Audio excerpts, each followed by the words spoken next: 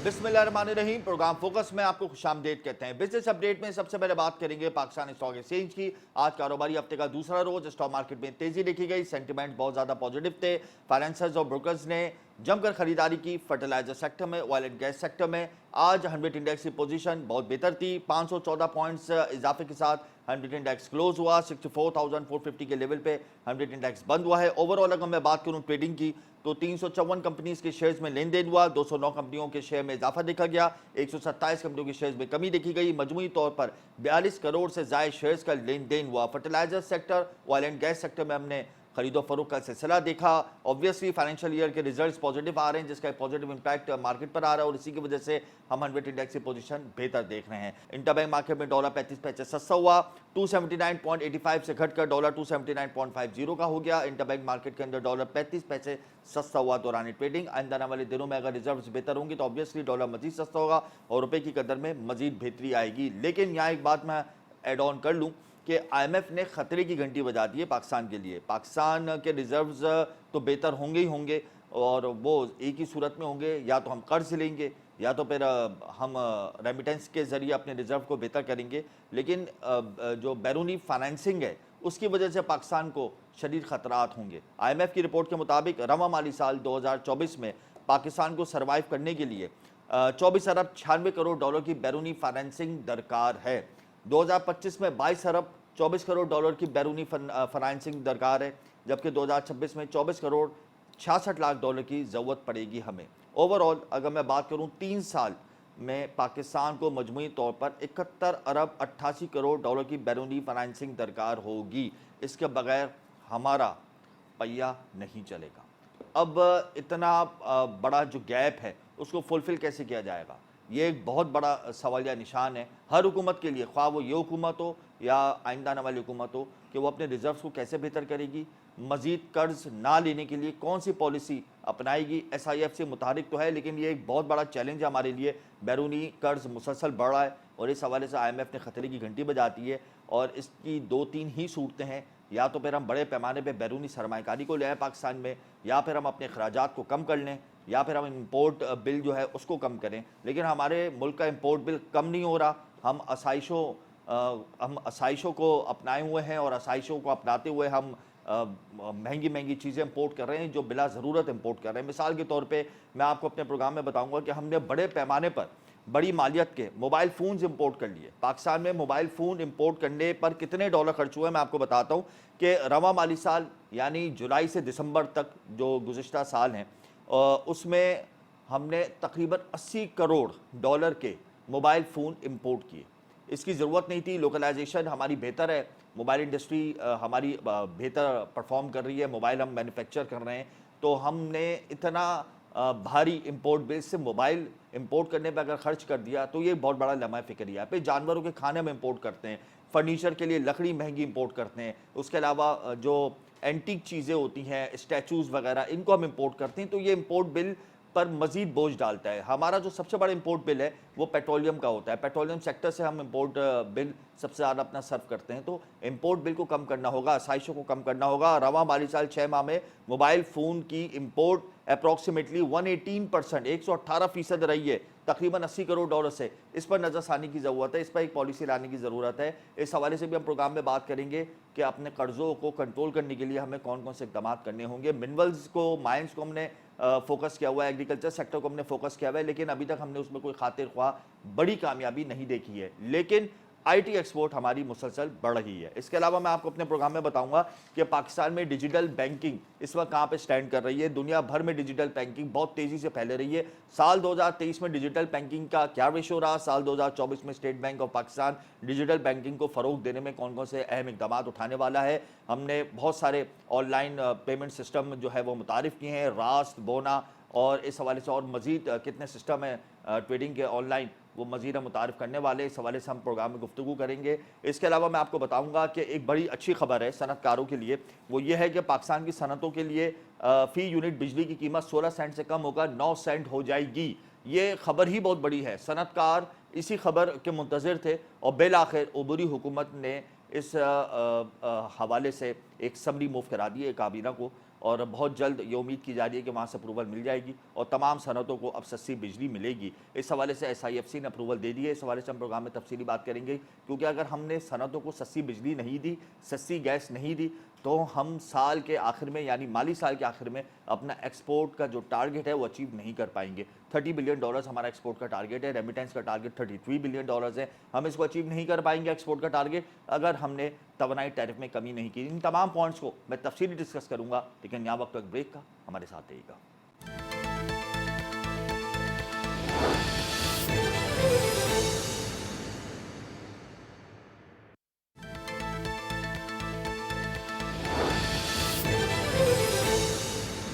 Welcome back. Pakistan में digital banking का मुस्तकबिल कितना रोशन है? साल 2023 डिजिटल बैंकिंग के हवाले से कैसा रहा और साल 2024 में स्टेट बैंक कौन कौन से अहम इकदाम करने वाला है? इसी हवाले से इस वक्त हमें प्रोग्राम में ज्वाइन कर चुके हैं executive director digital financial services Syed Suhail Jawad. बहुत शुक्रिया, आपने अपना कीमती वक्त दिया। सर ये बताएं कि स्टेट बैंक सबसे पहले कौन कौन से अहम स्टेप्स उठाने वाला है डिजिटल बैंकिंग को मजीद फ़रोग देने के लिए? जी बहुत शुक्रिया हम साहब मुझे इनवाइट करने का। आपने बिल्कुल ठीक कहा, साल 2023 डिजिटल बैंकिंग के लिए बहुत अच्छा रहा और पिछले कुछ सालों से हम पाकिस्तान में डिजिटल बैंकिंग की और डिजिटल ट्रांजैक्शंस की मुस्तकिल ग्रोथ देख रहे हैं, उसमें इजाफा देख रहे हैं। साल 2023 में हमने ये देखा कि औसतन हमारे पास कोई 24-25% के करीब इजाफा हो रहा है ये ई बैंकिंग के यूजर्स में, ऐप्स में और उसके साथ साथ ट्रांजैक्शंस में भी। 2024 में हमने बहुत सारे नए काम जो है वो प्लान किए हुए हैं, जिसमें सबसे ज़्यादा जो है वो रास्ट की इम्प्लीमेंटेशन है। रास्ट आपको मालूम है कि उसकी पर्सन टू मर्चेंट का फेज़ हमने लॉन्च कर दिया पिछले साल, और इंशाल्लाह इस साल हम रास्ट के पर्सन टू मर्चेंट को मज़ीद तक़वियत देंगे और ये कोशिश करेंगे कि आवाम में उसका इस्तेमाल और बढ़े। डिजिटल बैंक्स के लाइसेंसेस हमने जारी कर दिए हैं और इंशाल्लाह इस साल आप देखेंगे कि पाकिस्तान में 5 डिजिटल बैंक्स जो हैं वो अपना ऑपरेशन शुरू कर देंगे। और इसके अलावा हम EMIs के अंदर और दूसरी डिजिटल ट्रांजेक्शन्स में भी खातिर ख्वाह इजाफा इंशाल्लाह हमें मुतवक्को है कि हम देखेंगे कि वो उसमें इजाफा होगा। अच्छा सोहेल साहब ये बताइएगा कि एक सिस्टम आप लोगों ने सऊदी अरब से अपने साथ कनेक्ट किया, बोना सिस्टम, और रास्ट और बोना का इश्तराक, तो इस हवाले से क्या मजीद डिस्क्रिप्शन आपके पास और इससे क्या फ़वाइद हासिल होंगे हमें? जी, अरब मॉनेटरी फंड एक इदारा है जिसमें कोई 22 के करीब ममालिक गल्फ के और कुछ अफ्रीकन कंट्रीज के उसके मेंबर हैं। और अरब मॉनेटरी फंड का एक अपना मुश्तरका पेमेंट स्विच है जिसका नाम बूना है, और उस बूना के तहत उन्होंने बहुत सारे इदारों को, माली इदारों को कनेक्ट कर दिया है अरब मॉनेटरी फंड से। स्टेट बैंक ने पिछले साल के आखिर में एक MOU साइन किया अरब मॉनेटरी फंड के साथ, और उस MOU का मकसद ये था कि रास्ट को बूना से कनेक्ट कर दिया जाए। और आइडिया ये है कि कुछ ममालिक से खास तौर पर पाकिस्तान में रेमिटेंसेस बहुत ज़्यादा आती हैं, जी तो उन रेमिटेंसेस को हम आसान कर दें, सहल कर दें, और अगर जहाँ तक मुमकिन हो उसकी कॉस्ट भी कम कर दें। और आइडिया यही है कि अगर इन ममालिक में रहने वाला कोई शख्स पाकिस्तान पैसे भेजना चाहे तो वो इस कनेक्टिविटी के थ्रू रास्ट की ID पर पैसे भेजे और यहाँ के शहरी को वो पैसे अपने अपने मोबाइल फ़ोन पर उसके अकाउंट में रिसीव हो जाए डायरेक्ट। तो इस पूरे मकसद को, रेमिटेंसेस को आसान बनाना है इसका मकसद, और इंशाल्लाह इस साल के एंड तक हम इस पूरे सिस्टम से भी हमें उम्मीद है कि ये हम इसको लाइव कर। और ये पूरा सिस्टम सारिफ को बगैर free of cost service provide करेगा या बैंक अपने सर्विस चार्जेस लेगा? देखिए अभी सर्विस चार्जेस पे हमने कोई वर्किंग की है। हमारा अपना ख्याल ये है कि सर्विस चार्जेस कम होंगे। Of course zero service charges तो पॉसिबल नहीं है। जी जब बाहर से या बाहर के ममालिक से पैसे आते हैं या कोई पैसे भेजता है उस पर कोई फीस तो चार्ज होती है, जी लेकिन अब वो कितनी हो और किस हद तक हम उसको कम कर सकते हैं, हमने जो MOU साइन किया है उसके तहत जो पायलट प्रोजेक्ट हम रन करेंगे उसमें हम इन्हीं चीज़ों को डिसाइड करेंगे कि सर्विस चार्जेस को कहाँ तक हम कम कर सकते हैं। हमारी कोशिश तो यही होगी कि सर्विस चार्जेस हद्दुल इम्कान मुख्तसर और कम से कम हो, जी। लेकिन ये हम पायलट में ही इसको अरब मॉनेटरी फंड के साथ मिलकर इसको डिटरमिन करें। जैसे स्टेट बैंक ने बूना सिस्टम के साथ कनेक्टिविटी की, वैसे ही क्या दूसरे ममालिक के साथ हम लोग कोई ऐसा सिस्टम लेकर आ रहे हैं, वेस्टर्न के साथ या दीगर फार ईस्ट कंट्रीज़ के साथ, कुछ ऐसे सिस्टम को आप लोगों ने क्या पाइपलाइन में रखा हुआ है? देखिए, हम स्टडी कर रहे हैं और सिर्फ हम ही स्टडी नहीं कर रहे। ये जो फास्टर पेमेंट सिस्टम है, जैसे हमारा रास सिस्टम है, दुनिया के कई ममालिक में लग रहा है। जी, और अब एक लहर शुरू हुई है काम की कि किसी तरीके से इन फास्टर पेमेंट सिस्टम्स को आपस में कनेक्ट किया जाए ताकि ये रेमिटेंस की तरसील आसान और सस्ती हो सके। तो हम भी ये देख रहे हैं कि किन ममालिक में इस तरह का काम हो रहा है। ऑफ कोर्स बूना एक बड़ा प्रोजेक्ट है जो हम कर जी। रहे हैं। इसके साथ-साथ जो है हमने फार ईस्ट एशिया के कुछ ममालिक हैं, उनके सिस्टम्स को भी देख रहे हैं हम कि किस तरह से कर सकते हैं। और इंशाल्लाह उम्मीद है कि जल्द ही हम इस हवाले से मज़ीद काम भी शुरू करें। अच्छा, डिजिटल करेंसी के हवाले से बहुत ज़्यादा रूमर्स हैं कि पाकिस्तान में डिजिटल करेंसी का इजरा होने वाला है। फिर बाद में ये खबर आई कि डिजिटल करेंसी पर भी काम जारी है, गौर व फिक्र जारी है। तो इस हवाले से क्या है, डिस्क्रिप्शन है आपके पास? जी, बिल्कुल, सेंट्रल बैंक डिजिटल करेंसी एक बिल्कुल नया आइडिया है दुनिया में कि जी, किसी तरीके से ये जो ब्लॉकचेन है, इस पर ममालिक अपनी करेंसी को इश्यू करें। तो हम उसको काफ़ी अरसे से स्टडी भी कर रहे हैं और हमने दुनिया के मुख्तलिफ ममालिक को भी स्टडी किया है। और हम ये देख रहे हैं, सबसे पहले तो सवाल ये है कि पाकिस्तान के लिए क्या इस डिजिटल करेंसी की ज़रूरत है भी या नहीं? ख़ास जी, तौर पे जब हमने रास जैसा फास्टर पेमेंट सिस्टम लगा दिया है, जी, तो उसके बाद कितनी ज़रूरत इस डिजिटल करेंसी की रह जाती है और ये किस तरह चलेगा? ये करेंसी खुद भी अभी, इसकी टेक्नोलॉजी अभी नई है, इसमें मैच्योरिटी नहीं आई है। तो हम कई दुनिया के ममालिक और इदारों के साथ इस हवाले से बात कर रहे हैं और इसको स्टडी कर रहे हैं और इंशाल्लाह जल्दी इस हवाले से एक फैसला किया जाएगा कि क्या हमें कोई प्रूफ ऑफ कॉन्सेप्ट करना चाहिए या पायलट करना चाहिए या अभी हम इसको थोड़ा-सा रोक कर और रास पर काम करें और आगे चलें। तो अभी इस हवाले से काम जारी है और इंशाल्लाह अगेन मैं यही कहूँगा कि इस पर भी जल्दी हम कोई फैसला कर लें। ऑनलाइन पेमेंट सिस्टम की आड़ में बहुत से फ्रॉड्स हमने देखे कि सामने आ रहे हैं, तो उसको रोकने के लिए कौन-कौन से इक़दाम कर रहे हैं आप लोग, और मज़ीद कौन-सी नई टेक्नोलॉजी मुतारिफ़ करने वाले हैं इस हवाले से? जी, बिल्कुल दुरुस्त फरमाया। हमारे लिए भी तशवीश की बात है एज़ अ रेगुलेटर के फ्रॉड्स बढ़ रहे हैं और ज़ाहिर है जिस तरह से मैंने बताया कि अगर हर साल खातिर ख्वाह इज़ाफ़ा हो रहा है डिजिटल ट्रांज़ैक्शंस में, तो फ्रॉड की तादाद भी उस हिसाब से बढ़ रही है। जी, ऑल्दो पाकिस्तान हमारे ख़्याल में अभी भी दुनिया के कई ममालिक के मुकाबले में काफ़ी यहाँ पे जो रफ़्तार है फ्रॉड्स की वो कम है। लेकिन ज़ाहिर एक फ्रॉड होता है, कस्टमर के पैसे चले जाते हैं, उसको नुकसान होता है, तो ये एज़ अ रेगुलेटर हमारे लिए इंतहाई कंसर्न की बात है। तो पिछले साल हमने एक सर्कुलर और कुछ बैंकों के लिए कुछ हिदायत इशू की थी और उसमें हमने बैंक्स को कंट्रोल्स लगाने को कहा था अपने सिस्टम्स पर। और उन कंट्रोल्स में हमने कई तरह के फ्रॉड्स देखे, जैसे सोशल इंजीनियरिंग का फ्रॉड है कि फ़ोन किया और किसी तरीके से पासवर्ड ले लिया कस्टमर का और फिर उसकी ट्रांज़ैक्शन कर दी, या इवन पीछे से सिम स्वैप हो गई, पीछे से सिम ही बदल गई कस्टमर को बताए बगैर और उस पे फिर ट्रांज़ैक्शन हो गई। तो इस तरह के फ्रॉड्स को रोकने के लिए हमने कई तरह के बैंकों को हिदायत दी हैं। 31 दिसंबर उसकी लास्ट डेट भी थी। जी। अक्सर बैंकों ने उन हिदायत में से अक्सर पे अमल कर लिया है, कुछ पे ज़ाहिर है टेक्नोलॉजी और सिस्टम्स में उनको चेंजेस लानी है, तब्दीली लानी है, तो शायद थोड़ा-सा उन्हें वक़्त लग रहा है। लेकिन इंशाल्लाह इन इक़दामात के नतीजे में हम देखेंगे कि फ्रॉड्स की तादाद बहुत कम होगी। इसके साथ-साथ हम इंडस्ट्री के साथ मिलकर एक कोलैबोरेशन का मैकेनिज़्म भी बना रहे हैं कि एक फ्रॉड होने से पहले उसको कैसे रोका जा सकता है या फ्रॉड होने के बाद कस्टमर की हैंड होल्डिंग की जा सकती है। और इस हवाले से हम दूसरे जो रेगुलेटर्स हैं जैसे पीटीए है, उनके जी। साथ भी हम मुस्तकिल काम कर रहे हैं कि कस्टमर को हम रिलीफ दें और इन फ्रॉड्स को कम करें। इंडस्ट्रीज़ के साथ मिलकर जो आप कोलैबोरेशन बना रहे हैं, उस सिस्टम का क्या नाम होगा और ये कब तक फाइनल हो जाएगा? देखिए, अभी जो एक इदारा है वनलिंक, उसका एक सिस्टम फ्रॉड मैनेजमेंट का है जिसको फ्रैक्टल्स कहते हैं और हमने अब ये मैंडेटरी कर दिया है बैंक्स को कि अगर जैसे ही कस्टमर के साथ कोई फ्रॉड होगा वो फ्रैक्टल्स में उस शिकायत को डालेंगे ताकि बाकी तमाम बैंकों को भी उसके बारे में पता चल जाए और बैंक्स उस पर एक्शन ले सकें।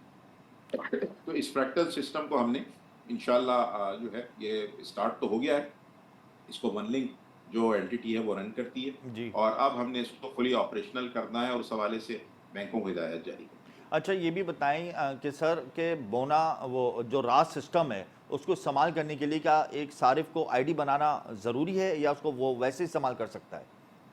हाँ, बिल्कुल, बहुत अच्छा सवाल आपने किया है।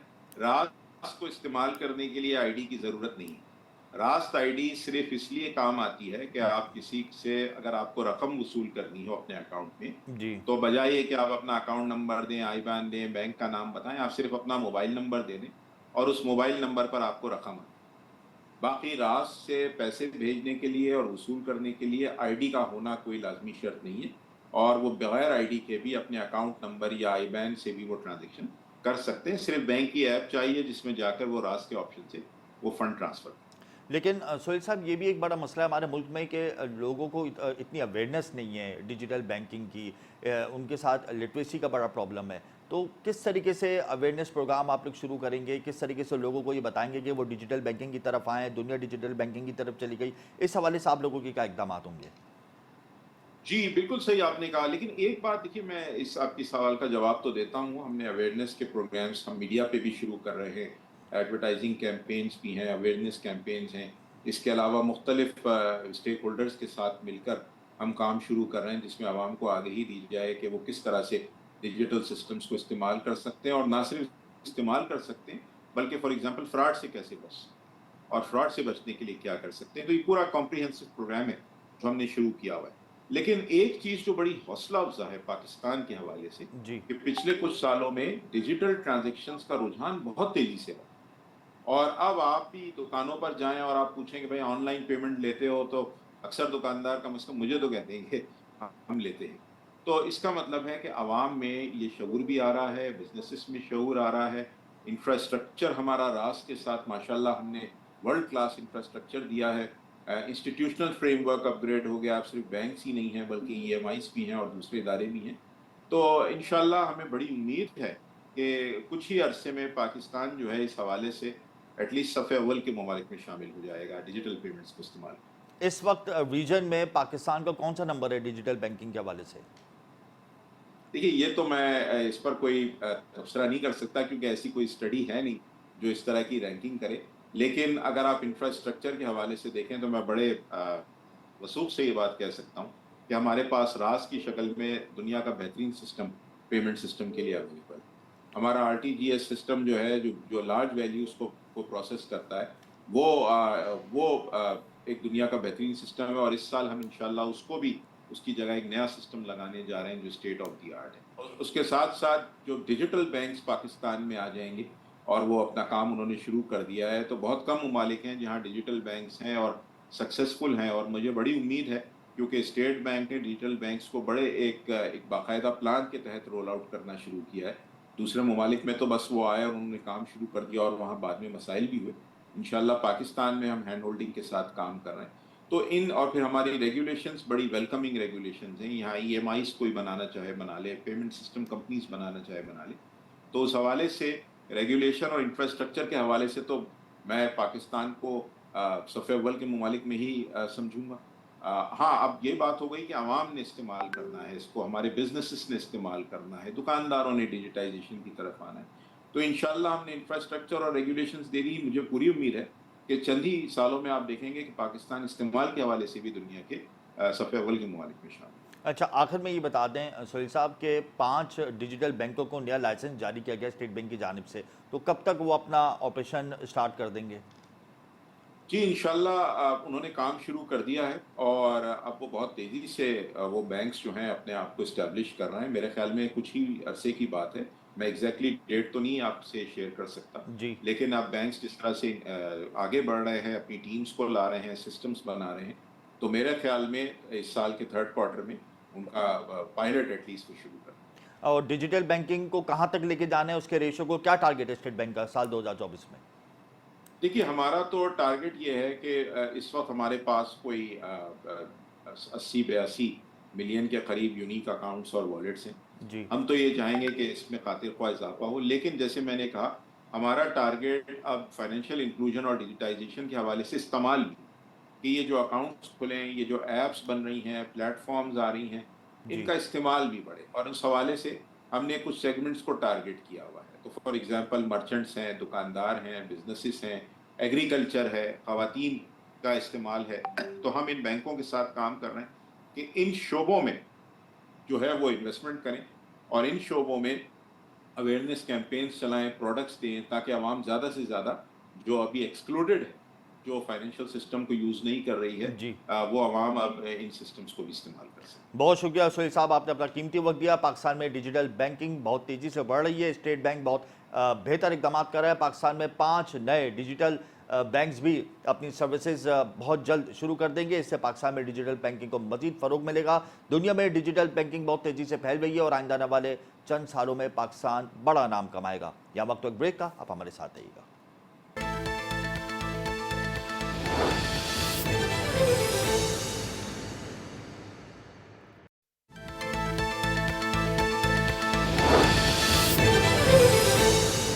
Welcome back. पाकिस्तान के मुआशी मसाइल दिन ब दिन बढ़ रहे हैं। ये बात कहना दुरुस्त है कि SIFC मुतारिक है, बैरूनी फाइनेंसिंग सरमायाकारी को लाने के लिए SIFC काम कर रहा है। क्रैकडाउन का सिलसिला जारी है स्मगलिंग के खिलाफ। ये थोड़े बहुत इससे बेहतरी तो आई है, लेकिन ख़तरात अभी भी बढ़ रहे हैं। हमारे मुआशी मसाइल दिन ब दिन बढ़ रहे हैं। IMF की रिपोर्ट इस बात की गवाही दे रही है कि हमें मुल्क को चलाने के लिए बड़े पैमाने पर कर्ज हासिल करना होगा मुख्तलिफ इदारों से, मालियाती इदारों से, जिसकी वजह से हमारे कर्ज़ों में मुसलसल इजाफा होगा। इम्पोर्ट बिल की अदायगियाँ हमारे लिए मुश्किलात का बाइस बनेगी और इम्पोर्ट बिल की अदायगियाँ हमारी दिन ब दिन बढ़ रही हैं क्योंकि हम अपनी आसाइशें कम नहीं कर रहे हैं, हुकूमत अपने शान अखराजात कम नहीं कर रही हैं। और किस तरीके से हम आगे सर्वाइव करेंगे, किस तरीके से हम अपने करंट अकाउंट को मेंटेन करेंगे, ट्रेड डेफिसिट को कंट्रोल करेंगे, फिस्कल डेफिसिट को कंट्रोल करेंगे, पावर डेफिसिट को कंट्रोल करेंगे, इन तमाम पॉइंट्स पर हम तफसीली गुफ्तगू करेंगे। इस वक्त हमें प्रोग्राम में ज्वाइन कर चुके हैं साबिक वजीर मुमलिकत बराए इन्वेस्टमेंट हारून शरीफ। बहुत शुक्रिया हारून साहब, आपने अब तक कीमती वक्त दिया। IMF की रिपोर्ट कह रही है कि पाकिस्तान को इस साल तकरीबन 25 अरब डॉलर कर्ज लेना होगा। बैरूनी फाइनेंसिंग हमें दरकार होगी। आइंदा आने वाले 3 साल में 71 अरब 88 करोड़ डॉलर की बैरूनी फाइनेंसिंग पाकिस्तान को दरकार होगी। किस तरीके से हम अपने रिजर्व्स को बेहतर करेंगे, इंपोर्ट बिल की अदायगियाँ सर पर हैं, बड़े पैमाने पर इंपोर्ट कर रहे हैं और एक्सपोर्ट हमारी घट रही है, कैसे बैलेंस होगा ये सब? हारून साहब जी बहुत शुक्रिया।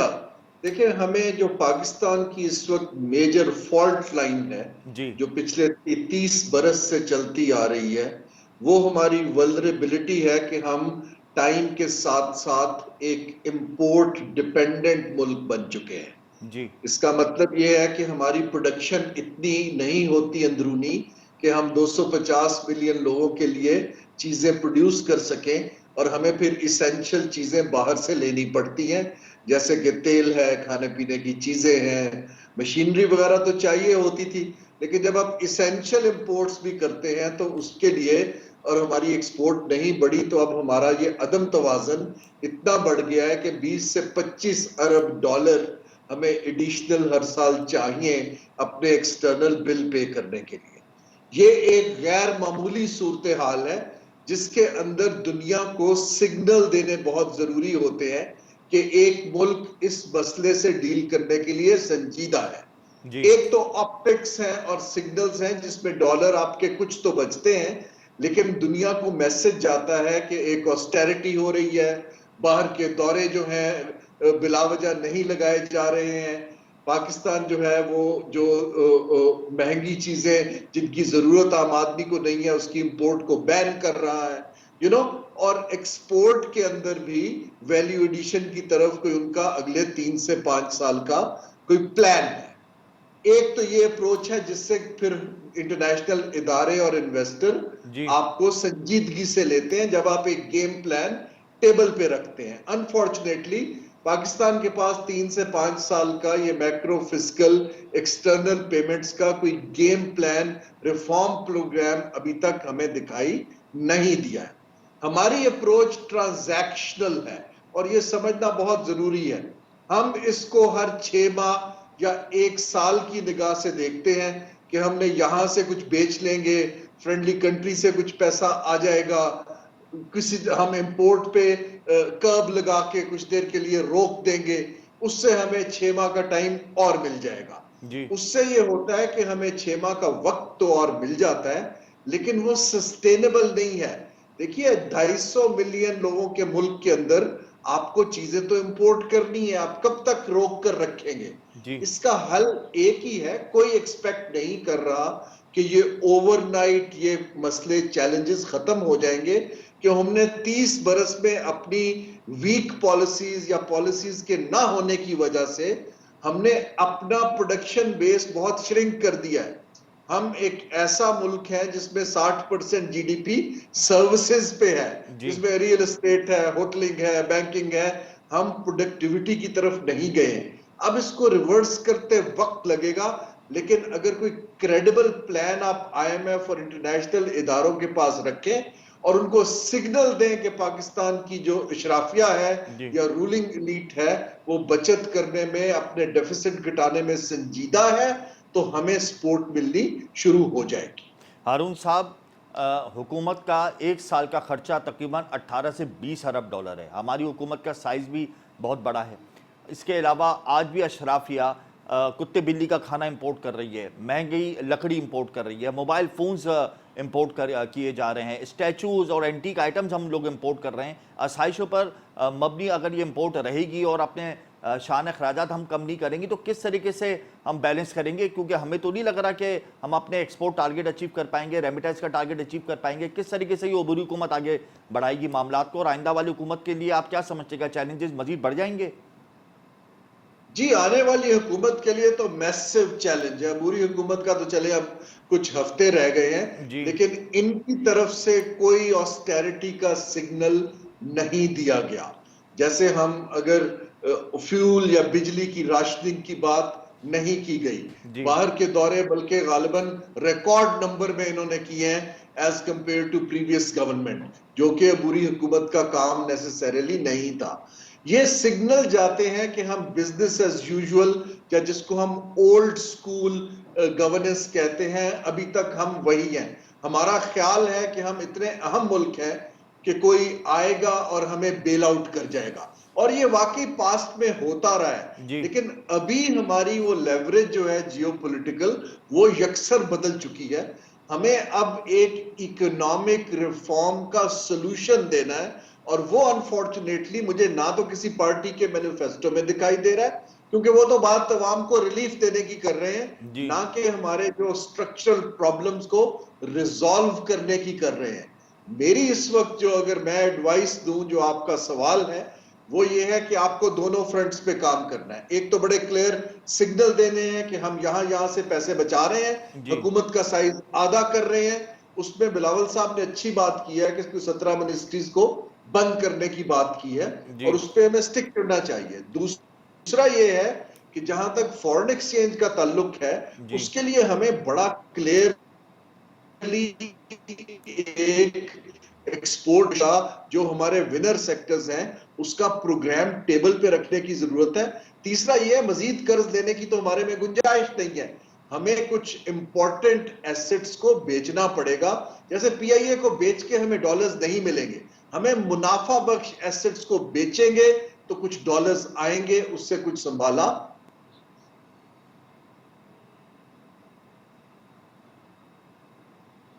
अच्छा हारून साहब, SIFC और CPEC ये हमारी बैकबोन है, लेकिन हम जाहिर सी बात है इस वक्त तो हम फौरी तौर पे हम इनसे फ़ायदा नहीं उठा सकते। SIFC का आउटपुट भी हमें तकरीबन 2-3 साल तो लगेंगे उससे फ़ायदा उठाने में, CPEC से भी हमें फ़ायदा उठाने में थोड़ा टाइम लगेगा। तो फौरी तौर पे हम कौन से ऐसे इकदाम करें जिससे हम अपने चैलेंजेस को थोड़ा बहुत कंट्रोल कर सकें? जी, फौरी तौर पे एक आपको बिल्कुल विजिबल सब पार्टियों को मिलके एक ऑस्टेरिटी प्लान देना है, और उसमें एग्जैक्ट नंबर बताने हैं। ये नहीं कि हम क्या कर रहे हैं, आप हमें आउटकम बताइए कि साल में कितने हम बचत करेंगे फॉरेन एक्सचेंज की, और कितनी बचत करेंगे हम बजट के डेफिसिट, उससे सिग्नल जाएगा। दूसरा इकदाम हमें ये, जैसे मैंने अर्ज किया, हमें फौरन से पेशतर जो मुनाफा बख्श हुकूमत की कंपनियां हैं, उसके अंदर ये जो हम सऊदी अरब या कतर वगैरह से बात कर रहे हैं, उनकी इन्वेस्टमेंट को उनके अंदर लाना पड़ेगा, ताकि आपको कोई 1-2 बिलियन डॉलर की इन्वेस्टमेंट आ सके। नए प्रोजेक्ट लगते बहुत वक्त लगता है, आपको चलते प्रोजेक्ट्स, ना कि लॉस मेकिंग, क्योंकि लॉस मेकिंग तो आप तकरीबन मुफ्त देते हैं। जी। तीसरा काम यह है कि हमें एक मीडियम टर्म का, मैंने जैसे पहले अर्ज किया, कोई इदारा एक्सपेक्ट नहीं कर रहा कि ओवरनाइट टर्न अराउंड हो जाएगा। हम एक डेट स्ट्रेस्ड कंट्री है, हमें एक प्लान देना पड़ेगा कि हम हर साल इतना इतना करके आपका डेट का काम करेंगे। डेट रिस्ट्रक्चरिंग मैं रिकमेंड नहीं करता, क्योंकि उससे मार्केट्स में बहुत बुरा सिग्नल जाता है कि ये मुल्क तो सर्विस ही नहीं कर पा रहा, हमें मजीद पैसे नहीं मिलेंगे, और डेट रिस्ट्रक्चरिंग एक मुल्क की खास तौर पे मल्टीलैटरल से होती भी नहीं है। तो हमें लेकिन ये जरूर है, जहां तक हमारे बायलैटरल कर्जे हैं, हम रोल ओवर तो कर रहे हैं, जी लेकिन उनका टेन्योर बढ़ा के किसी तरह हम थोड़ा बहुत वहां बचत कर सकते हैं। लेकिन हमें एक कॉन्क्रीट प्लान देने की जरूरत है कि जी 5 साल के बाद हम अगर इतनी प्रोडक्शन को इस लाइन से यहां तक ले जाएंगे कि हमारे ऊपर ये जो 20 से 25 अरब का प्रेशर है ये कम होके 10 से 15 पे आ जाएगा। जी हम अपनी एक्सपोर्ट को 5 साल में 30 अरब डॉलर से बढ़ा के 50 पे ले जाएंगे। लेकिन ये बातों से नहीं होगा, ये एक कॉन्क्रीट एक्शन प्लान जिसको दुनिया कबूल करे जी वो रखना पड़ेगा। वो सलाहियत मुझे नहीं दिखाई दे रही, ना मुझे विल दिखाई दे रही। जहां तक SIFC और सीपैक है, देखिए सीपैक ने तो इंफ्रास्ट्रक्चर का पहला फेज कर दिया। अब जी हमारा काम है कि प्राइवेट इन्वेस्टमेंट को लाएं और एक्सपोर्ट्स के मुतल्लिक वहां पर इकोनॉमिक जोन्स में फैक्ट्रियां लगे, सर्विस इंडस्ट्री लगे जो एक्सपोर्ट शुरू करे। जी देखिए चीन ने जो काम करना था इनिशियल कर दिया हुआ है, या इंडस्ट्री रीलोकेट हो, जॉइंट वेंचर्स हो। मुझे उस तरफ भी कोई ऐसा प्लान नहीं दिख रहा। SIFC का काम तो हर्डल्स को रिमूव करना है, वो अच्छा काम है और वो उनको बिल्कुल करना चाहिए कोऑर्डिनेशन का। लेकिन पैसा प्राइवेट सेक्टर से आएगा। ये जो हम गवर्नमेंट टू गवर्नमेंट हमारा ऑब्सेशन है इंफ्रास्ट्रक्चर का, इससे आपका करंट अकाउंट नहीं ठीक होगा। हारून साहब, IMF के प्लान में है, IMF के साथ जुड़े हुए हैं, IMF के साथ ही जुड़ के चलना है। IMF कह रहा है कि मजीद टैक्सेस लगाए जाएं। आपको लगता है कि उबूरी हुकूमत जाते जाते मिनी बजट ले आएगी और मजीद टैक्सों का बोझ कॉर्पोरेट सेक्टर पे डाल देगी और आवाम इसका खमियाजा भुगतेंगे? जी, मुझे नजर तो आ रहा है कि वो यकीनन अभी कुछ और टैक्सेस लगाने की बात हो रही है। और अबूरी हुकूमत का क्योंकि एक ये फायदा होता है कि उनकी एक पॉलिटिकल कंस्टिट्यूएंसी नहीं होती, तो गालिबन पॉलिटिकल पार्टीज भी चाहेंगी कि बजाय इसके कि हम पावर में आके लगाएं, जी ये हुकूमत कुछ स्टेप लेकर चली जाए। लेकिन टैक्सेस जो हैं, अगेन मैंने बताया, ये ट्रांजैक्शनल है। ये ट्रांजैक्ट देखिए, टैक्सेस अब कब तक देंगे? अगर GDP नहीं बढ़ रही जी तो टैक्स तो वहीं से आना है ना। तो बिल्कुल। जब तक हम ये 2% को 4, 5, 6 पे नहीं ले जा पाते, तब तक टैक्स की किटी को बढ़ाना इतना आसान नहीं है। तो इसलिए मैं अर्ज कर रहा हूं कि हमें एक मल्टीपल एंगल्स पे टैक्स एक साइड पर है, कुछ प्रॉफिटेबल एसेट्स की डिसइन्वेस्टमेंट दूसरी साइड पे है, कुछ विनर्स जो हैं IT टाइप जो एक्सपोर्ट में जल्दी रिटर्न ला सकते हैं, वहां इन्वेस्टमेंट की जरूरत है। ये हम अगर प्लान बना के लोगों के साथ बैठ के डिस्कस करेंगे जी तो इदारों को और मार्केट्स को एतबार आएगा। अगर हम यही करते रहेंगे कि यहां से रोल ओवर कर लें, यहां से पकड़ लें, यहां से डिपॉजिट ले लें, आपने देखा IMF ने बार बार पूछा कि कंफर्मेशन दें कि ये डिपॉजिट रोल ओवर होगा, आपको नया डिपॉजिट मिलेगा। वो कब तक हमारे दोस्त हमें बेल आउट करते रहेंगे? क्योंकि हमें एक गेम प्लान टेबल पे रखना पड़ेगा। और ऑस्टेरिटी का सिग्नल पहले ऊपर से आएगा तो लोग फॉलो करेंगे, खाली लोगों पे बर्डन डालेंगे तो लोग फॉलो नहीं करेंगे। हम क्यों नहीं, ये जो इतनी बड़ी बड़ी जो हमारे पास रियल एस्टेट हुकूमत के पास पड़ी है, जी GORs हैं, घर हैं, गवर्नर हाउस हैं, इनको क्यों नहीं हम प्राइवेटाइजेशन की लिस्ट में डालते? देखे ना जी, इसकी क्या जरूरत है एक मुल्क में जो अपना कर्ज नहीं पे कर पा रहा। तो हमें फैसले ये करने हैं कि इस वक्त कैश जनरेशन कहां से हो सकती है, बजाय इसके कि फैमिली सिल्वर जिसमें आप ऑलरेडी लॉसेस में हैं उसको ऑफलोड करना, उसको भी करें, लेकिन वो आपको पैसे नहीं ला के देता। हारून साहब, आखिर में ये बता दें कि एक केमिस्ट्री हमारे मुल्क में कि अगर इंटरेस्ट रेट बढ़ता है, इन्फ्लेशन रेट बढ़ता है, तो उसको कंट्रोल करने के लिए आप इंटरेस्ट रेट जो हैं वो बढ़ा देते हैं। तो अब तो ये बातें हो रही हैं कि गैस और बिजली मज़ीद महंगी होगी तो हमारा इन्फ्लेशन रेट मज़ीद बढ़ेगा। तो इंटरेस्ट रेट अगर हमारा 22% से मज़ीद इंक्रीज़ होता है तो हम कहाँ खड़े में हैं? देखिए, इंटरेस्ट रेट इस वक्त बहुत बड़ी हर्डल है दो चीजों में। जी एक तो हुकूमत के डेफिसिट में, क्योंकि हुकूमत प्राइवेट बैंकों की सबसे बड़ी बोरोर तो हुकूमत खुद है। जी दूसरा जो है, प्राइवेट सेक्टर इस रेट के ऊपर बोरो करके अपनी प्रोडक्टिविटी की एक्सपेंशन नहीं कर सकता, क्योंकि आप कंपेटिटिव ही नहीं रह सकते इतने बड़े रेट पे। दुनिया इस तरह करती है कि आप बाकायदा एक रिसर्च करके 4 या 5 सेक्टर्स को अपना विनर डिक्लेयर करते हैं और फिर हुकूमत जो बिलावजह की प्रोटेक्शन और सब्सिडीज दे रही है जी उनको खत्म करके आप वहां से उन सेक्टर्स को सपोर्ट करते हैं 5 साल के लिए, उनका इंटरेस्ट रेट नीचे लाते हैं प्रायोरिटी सेक्टर्स का। जी ज़राअत है, इमर्जिंग टेक्नोलॉजीज है, जी आईटी है। जी फिर वहां से रिटर्न 5 साल में जो आते हैं वो जो हुकूमत ने इन्वेस्ट किया होता है उसको कॉम्पनसेट कर देते हैं। इस वक्त हमें तरजीहात बनाने की जरूरत है कि किन सेक्टर्स को आपने पेटनेज देना है जहां आप 5 साल में कंपेटिटिव हो सकते हैं। अगर जो सेक्टर्स ऑलरेडी कंपेटिटिव नहीं है आप उनको सब्सिडीज दिए जाएंगे तो हमारे पास वो रिजल्ट नहीं आ पा रहे।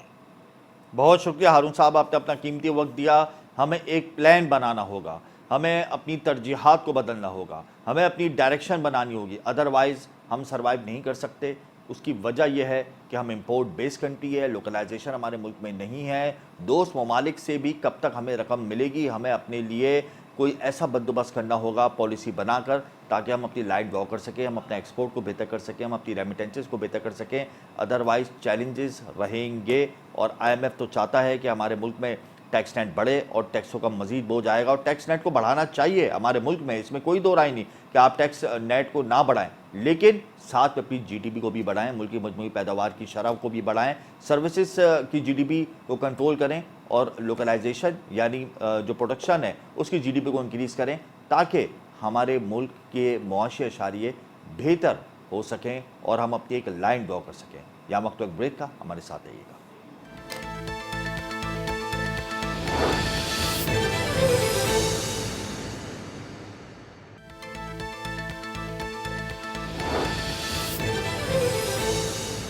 Welcome back. पाकिस्तान की सनतों के लिए बड़ी खुशखबरी है, बिजली सस्ती होने वाली है। 16 सेंट पर बिजली मिलती थी सनतों को, अब वो कम होकर 9 सेंट पर मिलेगी। अभी अप्रूवल नहीं हुई है, काबीना के बाद सबरी जा चुकी है, लेकिन SIFC ने अप्रूवल दे दी है। इसी हवाले से प्रोग्राम में इस वक्त मुझे ज्वाइन कर चुके हैं चेयरमैन एप्टेमा आसिफ इनाम। बहुत शुक्रिया आसिफ साहब, आपने अपना कीमती वक्त दिया। सनतों के लिए बड़ी खुशखबरी है, क्या कहेंगे इस हवाले से? जी बिस्मिल्लाहिर्रहमानिर्रहीम। जी बिल्कुल, ये सनतों के लिए बड़ी खुशखबरी है। जैसे आपको हमारा पता है कि 43 रुपए जो है वो तकरीबन 16 सेंट बनता है, जी और ये हमारे खित्ते में जो है 2 से ढाई गुना ज्यादा है। तो इसके ऊपर इंडस्ट्री जो है वो नहीं चल सकती, और इंडस्ट्री की आपने देखा कि हमने ग्राफ भी शो किया कि 2-2 हजार मेगावाट इंडस्ट्रियल कंजम्पशन कम हो गई। अब इसमें हमारे पास बहुत बड़ा पोर्शन तो फिक्स चार्जेस का है, जो कैपेसिटी पेमेंट हमें टेक और पे की वजह से करनी पड़ती है। कुछ हिस्सा इसमें क्रॉस सब्सिडीज का है।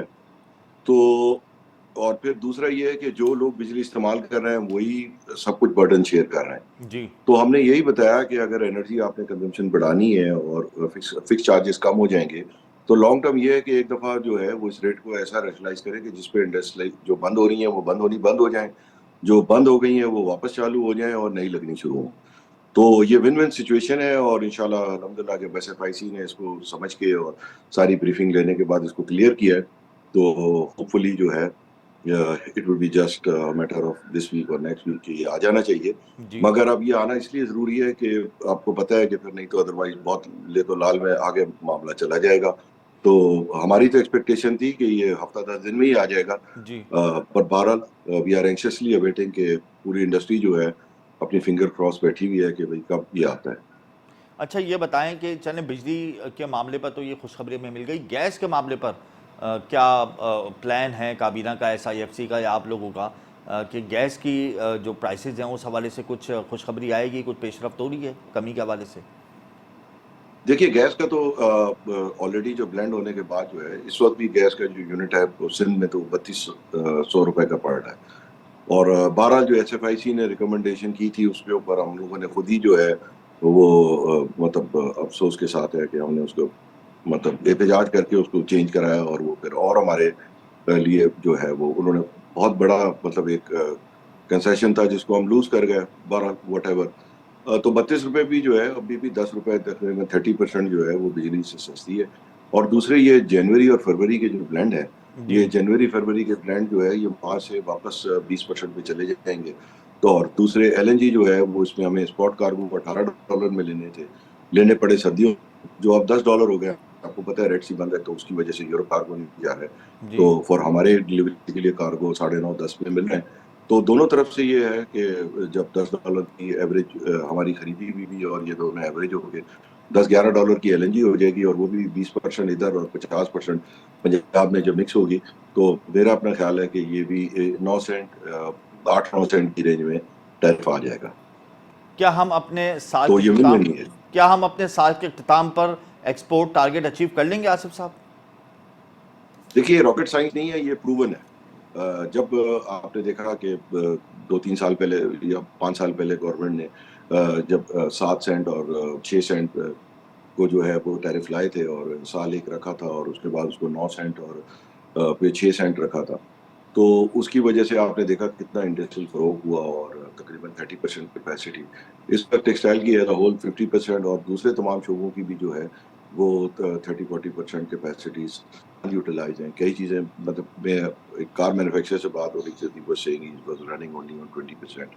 तो इससे कॉस्ट ऑफ प्रोडक्शन से बड़ा फ़र्क पड़ेगा और दूसरे अगर गाड़ी वालों को कंपोनेंट भी लगाने हैं तो वो ₹42 की बिजली पे उसके कंपोनेंट बनाने की फैक्ट्री नहीं लगा सकता। इट्स विन-विन एंड वंस अगर हम अपनी कैपेसिटी बढ़ाने की तरफ जाते हैं तो ये फिक्स कॉस्ट के अंदर से भी जो रिलीफ मिलनी शुरू होगी वो पूरे मुल्क के मफाद में ही है। आसिफ साहब हमने दूसरे अपनी इसमें हमारी रिक्वेस्ट ये है कि जो जी थर्मल प्रोजेक्ट्स हैं, जी जो जिनके अब कॉन्ट्रैक्ट्स एक्सपायर होने हैं, उन्हें किसी कीमत पे जो है वो रिन्यू नहीं होना चाहिए।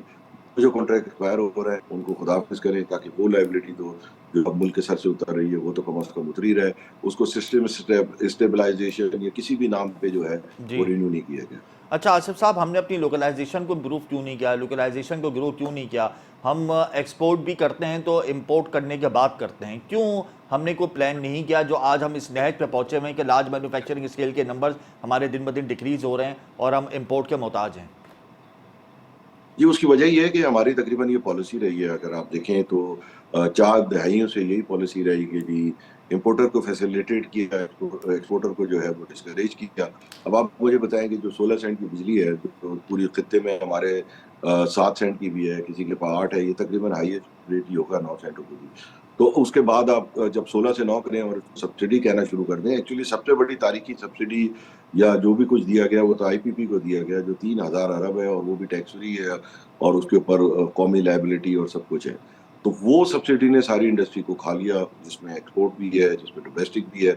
आप देखेंगे जो पहले आप बैटरी सेल से लेकर क्या चीज़ मुल्क में नहीं बनती थी, सब चीज़ें जैसे ये आईपीपी आते गए तो मुल्क में ख़त्म होती गई। तो मौजूदा आप जब एनर्जी इज द बेसिस जी। ऑफ इंडस्ट्री सबसे अच्छा बड़ा। अच्छा आसिफ साहब, मौजूदा वफाकी वजीर जो ओवर इन्वाइसिंग होती है, एक्सपोर्टर जो ओवर इन्वाइसिंग करते हैं, उस हवाले से कौन से इकदाम उठा रहे हैं? आपने उनकी तवज्जो तो मरकूज यकीनन की होगी कि टैक्स चोरी भी एक बड़ा मसला है, इंडस्ट्रियलाइजेशन की आड़ में ये मामला भी होते हैं, तो इस हवाले से कुछ है प्लान? जी, मैंने तो नहीं सुना कोई एक्सपोर्ट में जो है वो ओवर इनवॉइसिंग क्यों करेगा, नहीं, इसमें उसको अट्रैक्शन क्या है? पाकिस्तान बिजनेस काउंसिल की रिपोर्ट है कि एक्सपोर्ट जो हो रही है उसमें ओवर इन्वाइसिंग होती है, इन फेक वॉइसेस बनती हैं, इस हवाले से इकदाम करने चाहिए, सारी रिपोर्ट्स मौजूद हैं। को, कोई रीजन ही नहीं है ना। मतलब आप मुझे बताएं कि किसी को क्या फायदा है, कौन सा रिबेट है? कोई रिबेट तो है नहीं, तो उसको ओवर इनवॉइस करके क्या मिलेगा?